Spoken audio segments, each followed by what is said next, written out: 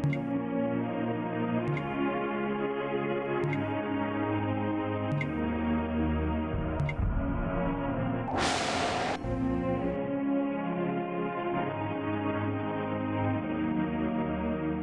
मरकुस 5वां अध्याय 21वां पद से हम पढ़त हई।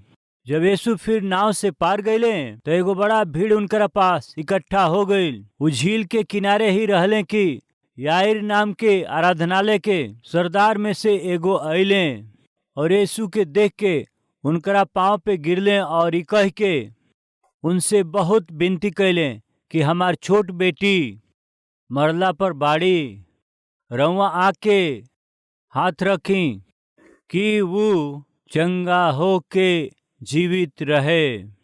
चंगा हो के वो जीवित रहे।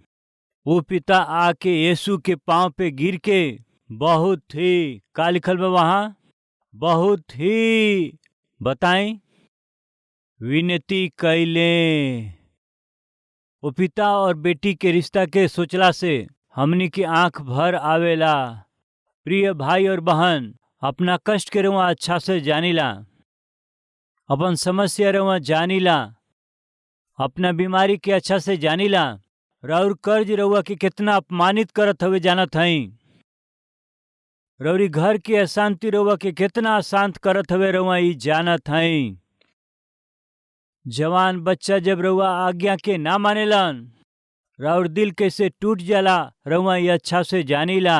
प्रिय, अब से कुछ समय के बाद मरे वाला जवन रहली बेटी, यदि वो बेटी के जिए के बाटे तो प्रभु के अद्भुत काम करे के बा। अद्भुत काम यीशु जी कर सकेलन। जे विश्वास करत रहले याईर का कैले बताई।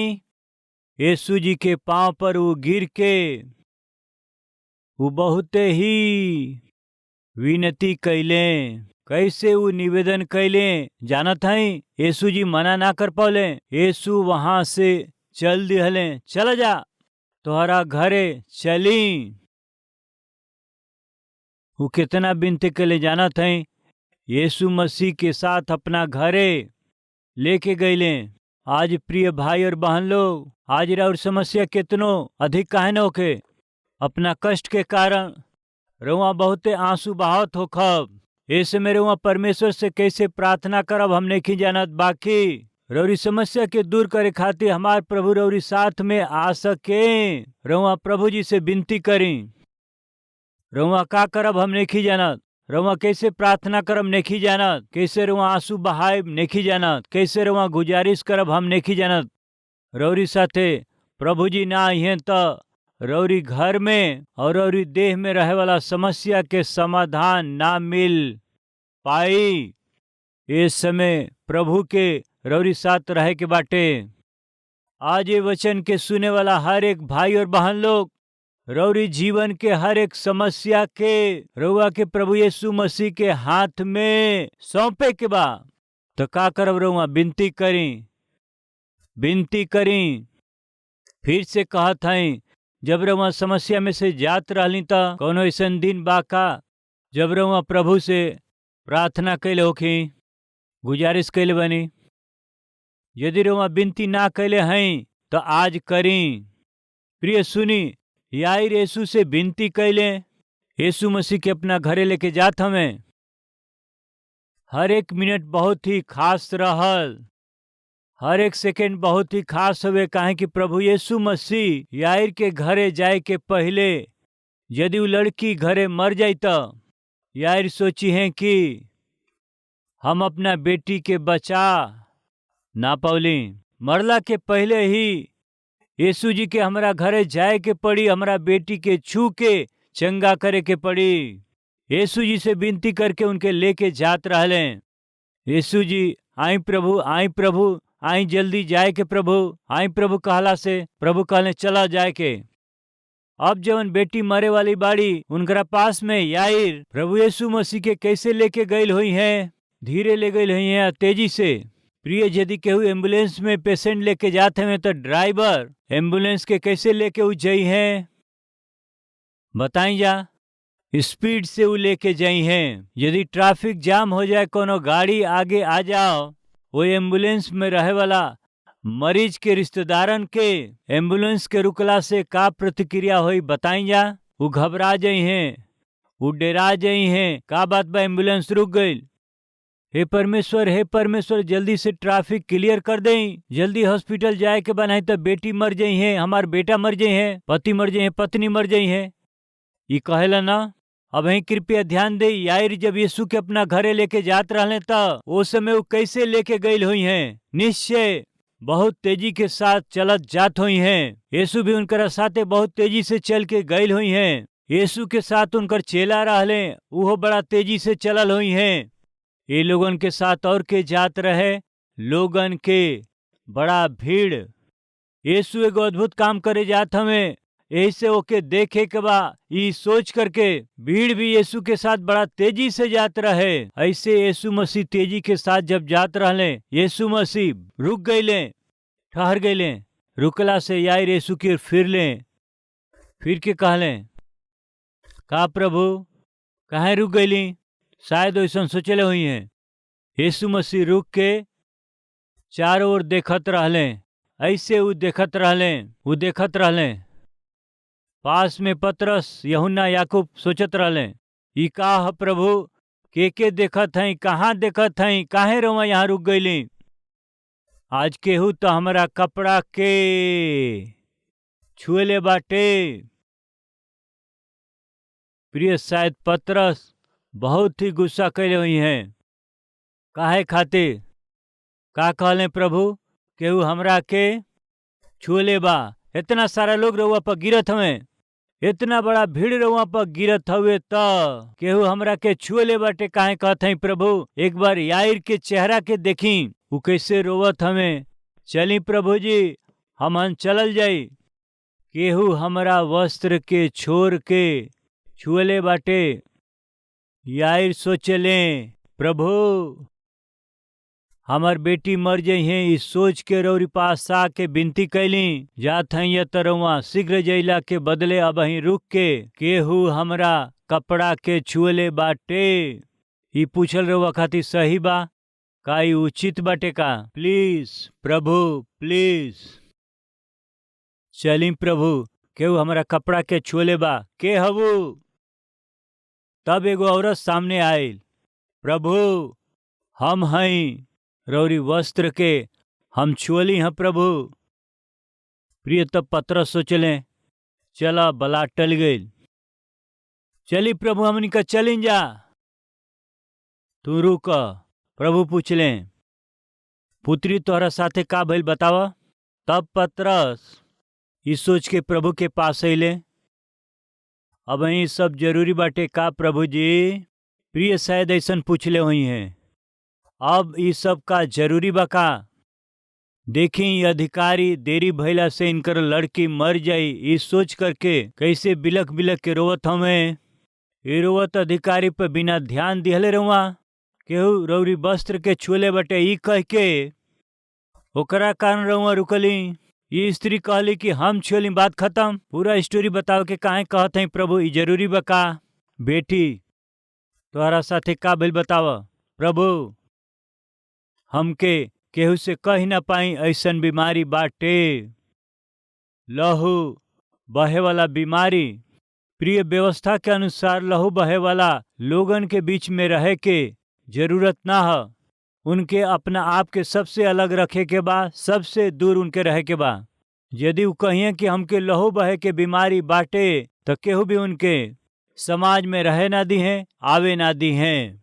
12 बरिस से लहू बहे वाला ई स्त्री कहत रहली कि हम फलाना डॉक्टर के पास गईली, फलाना डॉक्टर के पास गईली, फलाना डॉक्टर के पास गईली, बाकी केहू भी डॉक्टर ठीक ना कर पाइल प्रभु। उतने नहीं प्रभु, हम यहाँ इलाज करौली, ई इलाज करौली, ई इलाज करौली। इतना इलाज करौला से कोनो इलाज से हमके फायदा ना मिलल। हमरा पास कुछ पैसा रहे तो ए डॉक्टर के इतना दिली, ए डॉक्टर के इतना दिली, ए डॉक्टर के इतना दिली, इलाज खातिर इतना दिली। पतरस ई सब कुछ सुन के, ई जरूरी बाटे का? ई सब डॉक्टर के इलाज और दवाई के हिसाब जरूरी बाटे का? होत हवे यहाँ? प्रिय, पतरस के समझ में ना आवत रहे, काहे यीशु जी ब्रेक लगा दिले। प्रिय यार सोचत रहले हमार बेटी निश्चय बच जाई हैं। उनके चंगा करे खातिर यीशु जी हमारा घरे आवत हमें। हमार बेटी निश्चय चंगा हो जाई हैं, ई विश्वास यार में वो समय रहे 100% रहल। यही विश्वास के साथ जब वो यीशु मसीह के अपना घरे ले जात रहले, उनकरा विश्वास के मजबूत करे खातिर यीशु मसीह ब्रेक लगा दिहले। प्रिय आज हमनी के जीवन में ये संदेश के सुने वालन के कुछ लोगन के जीवन में ब्रेक लग गई है। भैया रउआ विश्वास कैली, बहन रउआ विश्वास कैली 100% निश्चय हमरा के वो कंपनी में नौकरी मिल जाई। काहे कि पहला राउंड हो गई, दूसरा राउंड हो गई और फाइनल राउंड हो गई। अब खाली 3 लोग अंतिम राउंड में पहुंच गई हवे, हम सिलेक्ट हो जाए। हमके विश्वास बा आज या कल में हमके ज्वाइनिंग लेटर मिल जाई। रउआ विश्वास कैली, बाकी रउआ के ज्वाइनिंग लेटर मिले में ब्रेक लग गई। निश्चित रूप से हमके ज्वाइनिंग लेटर मिल जाई, रउआ सोचली, ब्रेक लग गई। वो रिश्ता जम जाई सोचली, बाकी ब्रेक लग गई। निश्चय वीजा मिल जाई, हम चल जाए अमेरिका। रउआ विश्वास कैली, बहुत से लोगन के रउआ बतावली, ब्रेक लग गई। मकान बनावे खातिर, वो जमीन के खरीदे खातिर सगरी कोशिश रउआ कर लेली। रउरे दाम में राउर तय कल जमीन मिल गई, रउआ ई सोचले रहली अच्छा जमीन मिलल बा, हम एकरा के खरीद लेब, रउआ ई सोचली। ब्रेक लग गई। वो व्यापार शुरू करे खातिर सगरी इंतजाम कर लेली, बैंक में लोन खातिर अप्लाई कर दिहली, लोन भी पास हो गई। अब तो एक ही काम बा, व्यापार शुरू करके पैसा कमाए के बाद ताकि केहू से मांगे के ना पड़े, परिवार के पोषण करके खुशी से हमनी के जिए के बाटे। रउआ ई आशा कैली, व्यापार तो शुरू कर दिहली, बाकी ब्रेक लग गई। अचानक व्यापार में ब्रेक लग गई। पिछला सप्ताह रिपोर्ट अच्छा आइल, कोनो घबराए के बात नहीं खे, जान के कोनो खतरा नहीं खे। ऐसे रिपोर्ट आई, रउआ बहुत खुश भइली, बहुते आनंदित होके रउआ सबके बता देली रिपोर्ट अच्छा है, रिपोर्ट अच्छा आइल बा। बाकी 10 दिन के बाद में रउआ के थोड़ा कमजोरी लागे लगल। रउआ हॉस्पिटल में गईली, डॉक्टर कहले ये अच्छा हो जाई हैं। रउआ जांच कराई, ई कह के सगरी जांच के रउआ फिर से करौली। बाकी रउरी खुशी में ब्रेक लग गई। रउरी शरीर के कोनो अंग खराब हो चुकल बा, रउरी शरीर में बीमारी हो गई बा, रिपोर्ट्स मिल गई, आनंद में ब्रेक लागल बा। प्रिय यार के जीवन में भी ब्रेक लग गई रहे, तब यार के मन दुखित हो गई। प्रभु ई ब्रेक लगौला के समय है, प्रभु ई प्रश्न कैला के समय है, प्लीज प्रभु हमारा घरे आई। प्रिय यार के हाथ में वो समस्या के समाधान ना रहल, उनकरा बेटी के बचाल उनकरा हाथ में ना रहे। परिस्थिति हाथ से निकल गई, डॉक्टर के हाथ से भी निकल चुकल रहे। वो अपना हाथ के उठा दिले, उनकरा बेटी के बचावे ला कही रहले, वो प्रभु यीशु मसीह रहले। वो ब्रेक लगा दिले। प्रिय सुनी जा, प्रभु ब्रेक काहे लगौले? बेटी बताओ तोहरी साथ का भई? वो बतावे लगले, का हजानत हई प्रभु जी, केहू के बता ना सकिला ऐसा समस्या बा, केहू दूर ना कर पाई ऐसा समस्या बाटे। 12 बरिस से इस समस्या हमरा के दुख देत रह गई प्रभु। हम बहुत से डॉक्टर के पास गईली प्रभु जी, बाकी वो ठीक ना कर पौले। बहुत से दवाई के हम इस्तेमाल कैली अपना भाषा में, अंग्रेजी और होम्योपैथिक दवा भी खैली, आयुर्वेदिक भी खैली। हम बहुत से दवाई के खैली, बाकी चंगा ना भैली। इस तरह से जब वो स्त्री कहत रहली त पास में खड़ा यार सोचत रहले कि जैसे हम दुख उठौली ऐसे इहो दुख उठौली है। हम अपना बेटी के बहुत से डॉक्टर के पास ले गली, बाकी केहू भी ठीक ना कर पौले। हम तरह तरह के दवाई खाते अपना बेटी के डॉक्टर के पास ले गली, बेटी ठीक ना भैली। ये स्त्री 12 साल से बीमार है। हम अपना 12 साल के बेटी खातिर समस्या में है। और आगे वो कहे लगली, प्रभु हम मर जाए भी सोचले रहली, हमके अपना जीवन से नफरत हो गई है, हम मर जाए के सोचली। यार सोचले हमार बेटी मर जाई है, उनके जियला के कोनो उम्मीद नहीं के बचल। प्रिय याईर जैसे सोचत रहले, वो स्त्री आगे कहे लगली कि प्रभु हम पीछे से आके रौरी कपड़ा के ही छू लिहली, छुअते ही तुरंत हम ए बीमारी से एकदम से एक ही बार में चंगा हो गईली। जब वो ये बात के कहत रहली तो याईर सोचले कि यीशु के छुएते ही बीमारी आज ठीक हो गई बाटे, त जब यीशु जी हमरा घर में आके हमरा बेटी के छुईहन त का होई, हमार बेटी अपना बीमारी से चंगा हो जाई हैं। यीशु जी सामान्य ना हवे जेकरा के हम अपना घरे ले जाते हैं, यीशु जी सामान्य ना हवे। ई विश्वास याईर के जीवन में कहाँ से आगे बताई जानत हई प्रिय, जानत हई वो स्त्री के दिहल गईल अपना गवाही के जरिए, सुनला के जरिए विश्वास होखेला। जब वो स्त्री गवाही देत रहली त पास खड़ा याईर के हृदय में विश्वास के का भइल बताई, का भइल? उ बढ़त उ बढ़त उ बढ़त बढ़ करके परिपक्व हो गई। खाली कपड़ा के छुएले से ही स्त्री चंगा हो गई बाड़ी। त वो यीशु जी आके हमरा बेटी के छुई हैं त उनकरा बीमारी के चंगा हो खई के बाटे, हमार बेटी बच गई है और हमार बेटी जिंदा रही है। प्रभु रउआ में विश्वास रही तबे प्रभु रउरी जीवन में अद्भुत काम कर सके लन। आज रउरी जीवन में अद्भुत काम होखे में काहे देरी लागता जानत हई? रउरी अंदर जीवन प्रभु के प्रति विश्वास चाहिए उ नइखे। यही कारण से प्रभु के कारण जौन भरोसा रहे के चाही पूरा रीति से नइखे। यही से रउरी जीवन में अद्भुत काम होखे में देरी होत हवे। प्रिय, आज खाली देरी होत हवे, बाकी रउआ अपना विश्वास के अपना जीवन में बढ़ा के विश्वास से मांगत तो जैसे याईर के जीवन में ब्रेक लगावे वाला यीशु जी ही उनकरा घरे जाके उनकर मरल बेटी के जीवित कैले, वैसे ही रउरी जीवन में राउर आशा निराशा में बदल गईल बा, परिस्थिति हाथ से निकल गईल बा। रउआ अपना विश्वास के जरिए परमेश्वर के महिमा करब त प्रभु के नजर में रउआ सिद्ध बनत जायब त रउरी जीवन में कल्पना से बढ़ के काम करे खातिर प्रभु करे खातिर के रउरी पास अति शीघ्र में आवे वाला हमें। आइन जा प्रार्थना करी जा।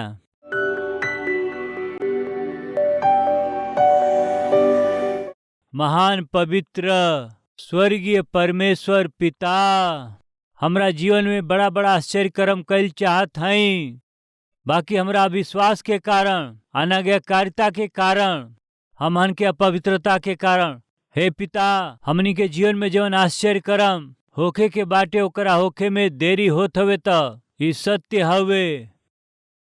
वही दिन याईर के जीवन में ही, विशेष करके उनकरा बेटी के जीवन में पिता जवन आश्चर्य कर्म होखे के रहे ओकरा में ब्रेक लग गई। ब्रेक लगला के कारण ई रहे कि याईर के विश्वास में थोड़ा कमी रह गई रहे। उनकरा विश्वास के बढ़ावे के प्रक्रिया में प्रभु रवा वही मार्ग में 12 बरिस से लहू बहे वाली वो स्त्री के रउआ चंगा कली और उनकरा दिहल गई गवाही के जरिए रउआ याईर के विश्वास के मजबूत कैली, विश्वास के परिपक्व बना दिहली।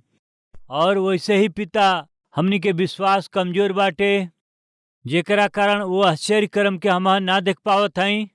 रउआ ई जान के हमन से आज साफ रीति से बात कैली, विश्वास करे वालन खातिर आज सब कुछ संभव हो जाई। ऐसे वचन कहेला पिता, हमनी के जीवन में अचरज के काम, अद्भुत काम होखे के बात हमन के विश्वास के साथ जिए के बाटे। विश्वास के बिना पिता रउआ हमनी के जीवन में आश्चर्य कर्म के ना कर सकिला। जे रउआ पर विश्वास ना करेला, जे रउआ पर भरोसा ना करेला, पिता रउआ उनकर आदर करी संभव नहीं के।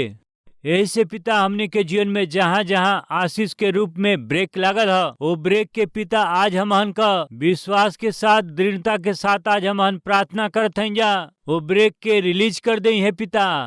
रुक गईल आशीष हमनी के फिर से पिता हमन के मिले के बाटे पिताजी। पिता रउआ के हमनी के घर में आवे के बा पिता। आज जितना लोग विश्वास से सहभागी बा वो सब लोगन के प्राण के आत्मा और शरीर में रहे वाला हर एक जरूरत के पूरा करी, अपना नाम के महिमा लें। प्रार्थना यीशु के नाम से मांगत है पिताजी, आमीन।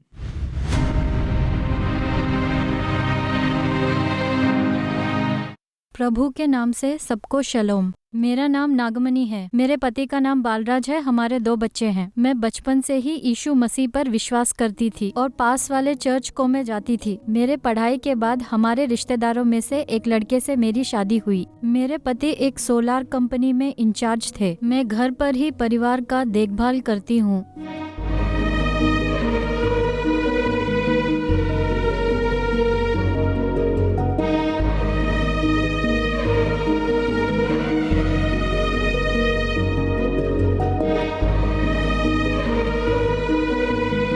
रविवार को वचन सुनने के लिए बहुत से चर्च को मैं जाती थी, लेकिन वहाँ पर वचन मुझे समझ में नहीं आता था। कहीं भी जाओ ठीक से समझ में नहीं आता था। मैं बहुत दुखी थी। तब एक दिन हम अपने जान पहचान के लोगों के द्वारा पहली बार हम कलवरी टेम्पल गए। तब वहाँ पर हमें वचन सुनकर बहुत अच्छा लगा। आप प्रेम से और अच्छी तरह से जीवन बिताए, इसलिए आप सबके लिए यानी आपके लिए और मेरे लिए हमारे प्रभु यीशु ने अपने प्राण को बलिदान दिया। हम अच्छी तरह से जीवन जिए, इसलिए जब प्रभु यीशु ने अपने प्राण का बलिदान दिया, हमें अच्छा जीवन देने वाले ऐसे परमेश्वर के लिए अगर हम प्रेम से और अच्छी तरह से जीवन नहीं बिताएंगे तो ये कैसे रहेगा बताइए। आप अच्छी तरह से प्रेम से जीवन बिताएंगे कहकर हमारे प्रभु यीशु ने क्रूस पर अपने प्राण को बलिदान कर दिया। आप इस बात को जानकर हमारे प्रभु यीशु की बात को मानेंगे क्या?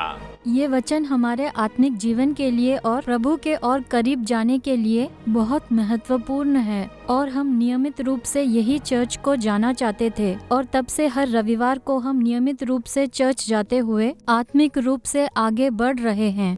बहुत से गरीब लोग चाहे मुश्किल में भी हो सुसमाचार सुना रहे हैं। मैं चाहता था कि मैं भी बहुत से लोगों को ये सुसमाचार सुनाऊं।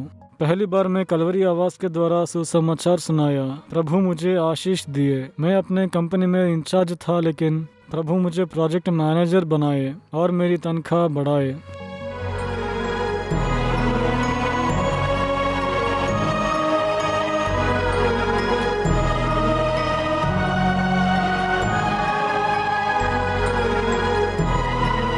और मैं फिर से कलवरी आवाज टीवी प्रोग्राम को स्पॉन्सर किया। एक रविवार को एक सर्विस में प्रभु के दास एक बात कहे। पति अपने काम में बहुत मेहनत कर रहे हैं और बहुत से पत्नियां घर पर ही रहते हैं। बहुत समय मिलता है उन्हें, लेकिन कुछ काम नहीं करते हैं। अगर आप कुछ काम करके प्रभु के सुसमाचार को सुनाएंगे, ये आपके लिए आशीषदायक है। ये बात मेरे हृदय को छू लिया था। एक दिन मैं अपने पति से कही, अब तक आपके तनख्वाह से ही हम प्रभु का सुसमाचार सुनाए। मैं भी कुछ काम करूंगी और मेरे तनख्वाह से हम प्रभु के सुसमाचार को सुनाएंगे। तब मेरे पति खुश हुए। मुझे जब भी समय मिलता था मैं मशीन चलाना सीखती थी। मैं मेहनत की और मशीन चलाना सीख ली।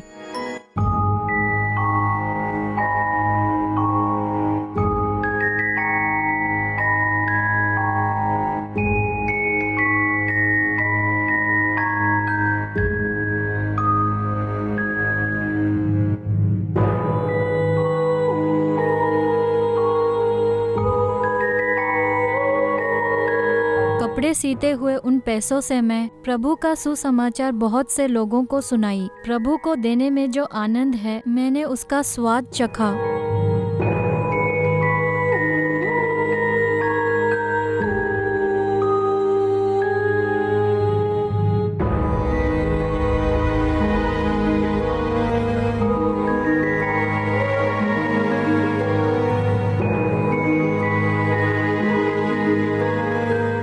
अपने रिश्तेदारों को और सहेलियों को प्रभु के बारे में बताकर चर्च ले जा रही हूँ। कलवरी टेम्पल में हम प्रभु का वचन सुन रहे हैं। बहुत से कीमती आत्मिक पाठों को हम सीख रहे हैं, अपने आप को ठीक कर रहे हैं। वचन के द्वारा हमें आत्मिक रूप से आगे बढ़ाने वाले सतीश कुमार जी को हमारा धन्यवाद। हमारे जीवन में बहुत से कीमती पाठों को हमें सिखा रहे हैं और हमें चला रहे हैं। यीशु को सारी महिमा, आदर और गौरव मिले। प्रार्थना के साथे और प्रयास के साथे रोरी आत्मिक उन्नति खातिर हम संदेश के प्रसारित करत हई जा। रउआ खातिर इस संदेश आशीषदायक बाटे त और इस संदेश के आगे बढ़ावे खातिर मेहरबानी से आपन राय बताएं। हमन के ये व्हाट्सएप नंबर पर कॉल करें या SMS करें। नंबर हवे 9100901080 और 6281169913।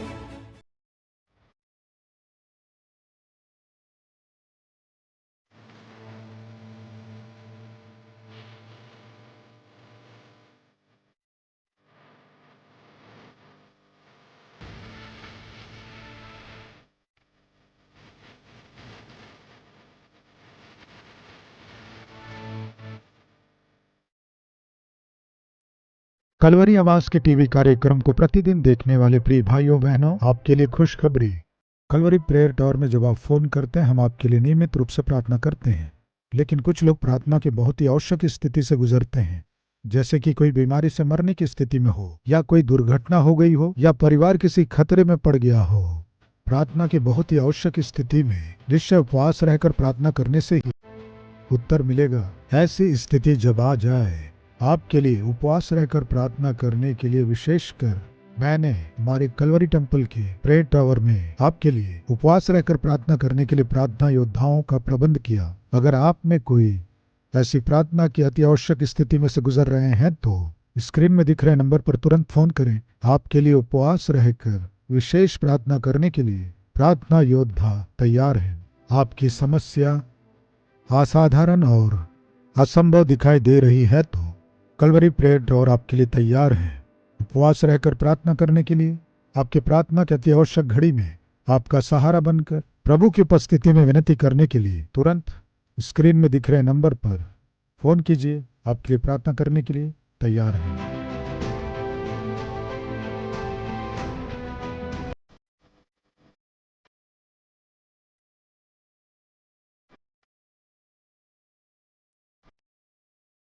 प्रभु में अति प्रिय आप सबको शलोम। अच्छे हैं? प्रभु के महान अनुग्रह से केवल एक कार्यक्रम के साथ प्रारंभ किया गया ये कलवरी आवाज आज लगभग 650 सैटेलाइट टेलीविजन कार्यक्रम के रूप में परमेश्वर आशीष दिया है। कारण जानते हैं? जो लोग इन कार्यक्रमों को देखते हैं वे आशीष पाकर इस कार्यक्रम के लिए कुछ न कुछ सहायता भेज रहे हैं। इसलिए एक कार्यक्रम से प्रारंभ किया गया, एक भाषा में प्रारंभ किया गया।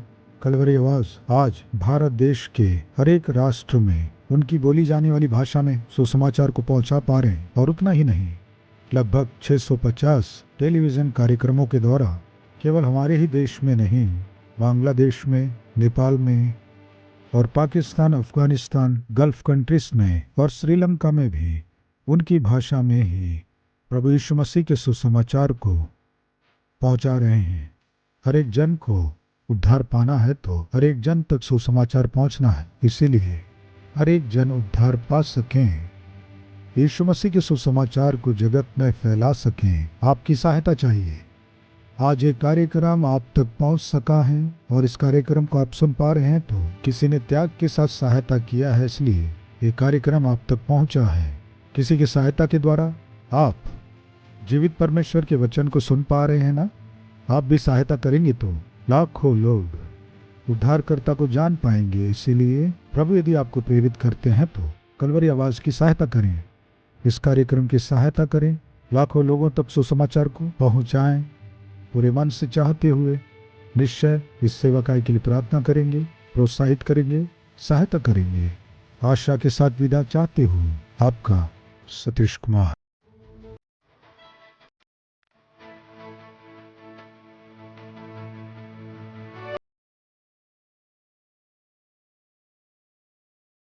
हमार पता बा कलवरी, post box number 30, Kukatpally, Hyderabad 72।